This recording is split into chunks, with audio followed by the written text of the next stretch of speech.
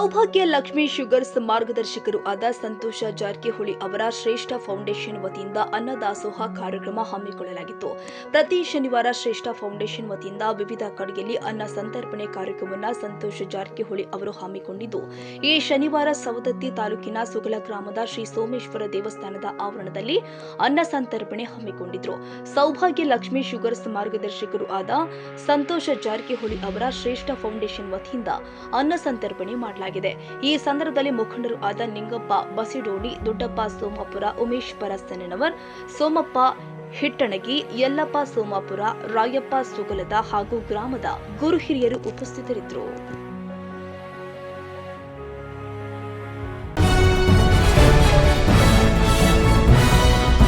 ಸಂವಿಧಾನ ಶಿಲ್ಪಿ doctor B R Ambedkar ಮತ್ತು ಸಂವಿಧಾನದ ಬಗ್ಗೆ ನಟ ಪ್ರಥಮ್ ಅವಹೇಳನಕಾರಿ ಹೇಳಿಕೆ ನೀಡಿದ್ದಾರೆಂದು ಆರೋಪಿಸಿ ವಿವಿಧ ದಲಿತ ಪರ ಸಂಘಟನೆಗಳು ಗೋಕಾಕ್ನ ಬಸವೇಶ್ವರ ವೃತ್ತದಲ್ಲಿ ಮಾನವ ಸರಪಳಿ ನಿರ್ಮಿಸಿ ಭಾರೀ ಪ್ರತಿಭಟನೆ ಮಾಡಿದ್ದಾರೆ.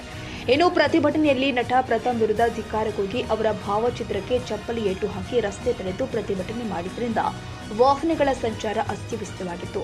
ಇನ್ನು ಪ್ರತಿಭಟನೆಯಲ್ಲಿ ದಲಿತ ಮುಖಂಡ ಈಶ್ವರ ಗುಡಿಜಾ ಇವರು ನಟ ಪ್ರಥಮ್ ವಿರುದ್ಧ ಹರಿಹಾಯ್ದು ಸಂವಿಧಾನದಲ್ಲಿ ಯಾವುದೇ ಲೋಪ ಇಲ್ಲ, ನಿನ್ನಲ್ಲಿ ಲೆಕ್ಕವಿಲ್ಲದಷ್ಟು ಲೋಪವಿದೆ, ಇವತ್ತು ನೀನು ಮಾತನಾಡುತ್ತಿರುವುದೇ ಸಂವಿಧಾನದ ಮೇಲೆ ಎಂದು ಕಿಡಿಕಾರಿದ್ರು. ಅದರ ಜೊತೆಯಲ್ಲಿ ನಟ ಪ್ರಥಮ್ ಬಿಗ್ ಬಾಸ್ ಸ್ಪರ್ಧಿಯಾಗಿದ್ದಾಗ ಆತ್ಮಹತ್ಯೆಗೆ ಪ್ರಯತ್ನಿಸಿದ್ದಾನೆ, ಆತನ ವಿರುದ್ಧ ಸಂಬಂಧಪಟ್ಟು ಅಧಿಕಾರಿಗಳು ಸುಮೋಟೋ ಕೇಸ್ ದಾಖಲಿಸಿಕೊಳ್ಳಬೇಕು ಅಂತ ಒತ್ತಾಯಿಸಿದ್ರು.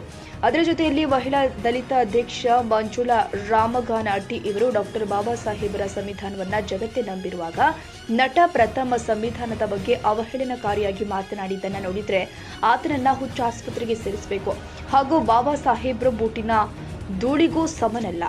ನಟ ಪ್ರಥಮ್ ಎಂದು ಕಿಡಿಕಾರಿ ಸಾರ್ವಜನಿಕವಾಗಿ ಕ್ಷಮೆ ಯಾಚಿಸಬೇಕು, ಇಲ್ಲದಿದ್ದರೆ ರಾಜ್ಯದಾದ್ಯಂತ ಉಗ್ರ ಹೋರಾಟ ಮಾಡುವುದಾಗಿ ಎಚ್ಚರಿಸಿದ್ದಾರೆ. ನಂತರ ಬಸವೇಶ್ವರ ವೃತ್ತದಿಂದ ಆಡಳಿತ ಸೌಧದವರೆಗೆ ಪಾದಯಾತ್ರೆ ಮಾಡುವ ಮೂಲಕ ಪ್ರಥಮ್ಗೆ ಧಿಕ್ಕಾರ ಕೂಗುತ್ತಾ ತೆರಳಿ ತಹಸೀಲ್ದಾರ್ ಮುಖಾಂತರ ಪೊಲೀಸ್ ಮಹಾನಿರ್ದೇಶಕರಿಗೆ ಕಾನೂನು ರೀತಿ ಕ್ರಮ ಕೈಗೊಳ್ಳಲು ಮನವಿ ಮೂಲಕ ಒತ್ತಾಯಿಸಿದರು.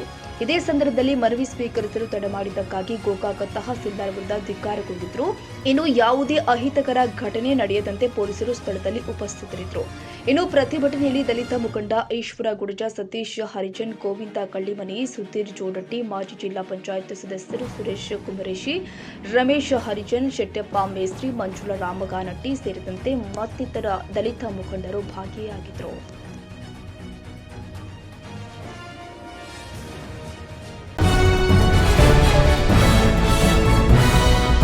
ಛತ್ತೀಸ್ಗಢದಲ್ಲಿ ಬಂಧಿಸಿದ ಕ್ರೈಸ್ತ ಸನ್ಯಾಸಿನಿಯರನ್ನ ಕೂಡಲೇ ಬಿಡುಗಡೆಗೊಳಿಸಬೇಕು ಅಂತ ಆಗ್ರಹಿಸಿ ಇಂದು ಬೆಳಗಾವಿಯಲ್ಲಿ ಕ್ಯಾಥೋಲಿಕ್ ಅಸೋಸಿಯೇಷನ್ ಆಫ್ ಬೆಳಗಾಮನ್ ವತಿಯಿಂದ ಪ್ರತಿಭಟನೆ ಮಾಡಲಾಗಿದೆ.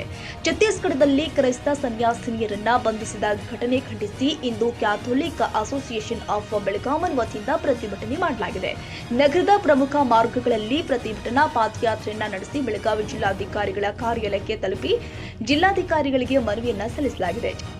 ಛತ್ತೀಸ್ಗಢದಲ್ಲಿ ಕ್ರೈಸ್ತ ಸನ್ಯಾಸಿನಿಯರನ್ನ ಬಂಧಿಸಿದ್ದು ಖಂಡನೀಯ. ಅವರಿಬ್ಬರು ಬಡ ಜನರ ಏಳಿಗೆಗಾಗಿ ಶ್ರಮಿಸ್ತಾ ಇದ್ರು, ಆದರೆ ಅವರ ಮೇಲೆ ಮಾನವ ಕಳ್ಳ ಸಾಗಾಣಿಕೆಯ ಸುಳ್ಳು ಆರೋಪವನ್ನ ಮಾಡಲಾಗಿದೆ. ಕೂಡಲೇ ಆ ಇಬ್ಬರು ಅಮಾಯಕರನ್ನ ಬಂಧನದಿಂದ ಬಿಡುಗಡೆಗೊಳಿಸಬೇಕು ಅಂತ ಬಿಷಪ್ ರೆವರೆಂಡ್ ಡೆರಿಕ್ ಫರ್ನಾಂಡಿಸ್ ಆಗ್ರಹ ಮಾಡಿದ್ರು. ಈ ಸಂದರ್ಭದಲ್ಲಿ ನೂರಾರು ಸಂಖ್ಯೆಯಲ್ಲಿ ಕ್ರೈಸ್ತ ಬಾಂಧವರು ಭಾಗಿಯಾಗಿದ್ದರು. ರೇಣುಕಾಸ್ವಾಮಿ ಕೊಲೆ ಪ್ರಕರಣದಲ್ಲಿ ದರ್ಶನ್ ಸೇರಿ 7 ಆರೋಪಿಗಳ ಜಾಮೀನನ್ನ ರದ್ದು ಮಾಡುವಂತೆ ಕರ್ನಾಟಕ ಸರ್ಕಾರ ಸುಪ್ರೀಂ ಕೋರ್ಟ್ಗೆ ಮನವಿ ಮಾಡಿತ್ತು. ವಾದ ಪ್ರತಿವಾದ ಆಲಿಸಿದ ಕೋರ್ಟ್ ಆಗ ತೀರ್ಪನ್ನ ಕಾಯ್ದಿರಿಸಿದೆ.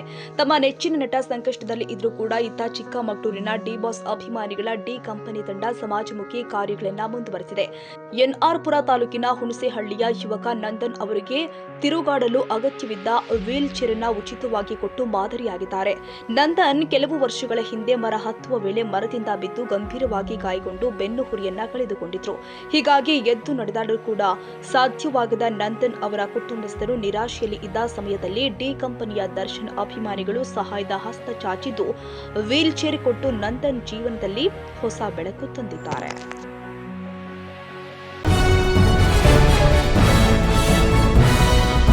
ವಿಷ ನೀರು ಸೇವಿಸಿ 11 ಮಕ್ಕಳು ಅಸ್ವಸ್ಥಗೊಂಡಿದ್ದ ಪ್ರಕರಣಕ್ಕೆ ಬಿಗ್ ಟ್ವಿಸ್ಟ್ ಸಿಕ್ಕಿದೆ. ಬೆಳಗಾವಿ ಜಿಲ್ಲೆಯ ಸವದತ್ತಿ ತಾಲೂಕಿನ ಹುಲಿಕಟ್ಟಿ ಗ್ರಾಮದಲ್ಲಿ 15 ದಿನಗಳ ಹಿಂದೆ ಈ ಘಟನೆ ನಡೆದಿತ್ತು. ವಿಷ ನೀರು ಸೇವಿಸಿ ಹುಲಿಕಟ್ಟಿ ಜನತಾ ಸರ್ಕಾರಿ ಶಾಲಾ ಮಕ್ಕಳು ಅಸ್ವಸ್ಥಗೊಂಡಿದ್ರು. ಮುಸ್ಲಿಂ ಸಮುದಾಯದ ಮುಖ್ಯ ಶಿಕ್ಷಕನನ್ನ ಶಾಲೆಯಿಂದ ಓಡಿಸಲು ಕೀಚಕರು ಈ ಪ್ಲಾನ್ ಮಾಡಿದ್ರಂತೆ.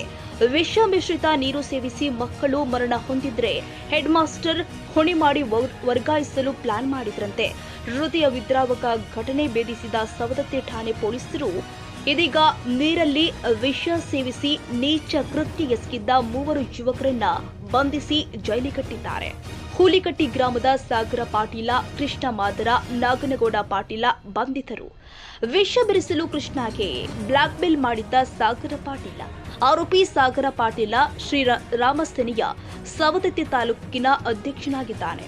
ಕೃಷ್ಣ ಮಾದರ ಅನ್ಯ ಜಾತಿಯ ಹುಡುಗಿಯನ್ನ ಪ್ರೀತಿಸ್ತಾ ಇರುವ ಸಂಗತಿ ಸಾಗರ ತಿಳಿದಿದ್ದ.